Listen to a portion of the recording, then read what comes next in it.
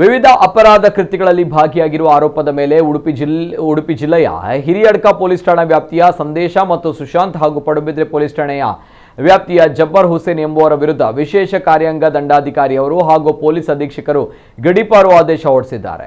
ಆರೋಪಿ ಜಬ್ಬರ್ ಹುಸೇನ್ ಕಾಪು ತಾಲೂಕು ನಡ್ಸಾಲು ಗ್ರಾಮದ ನಿವಾಸಿಯಾಗಿದ್ದು ಆತನ ವಿರುದ್ಧ ಪಡುಬಿದ್ರೆ ಠಾಣೆಯಲ್ಲಿ ರೌಡಿ ಶೀಟ್ ತೆರೆಯಲಾಗಿದೆ.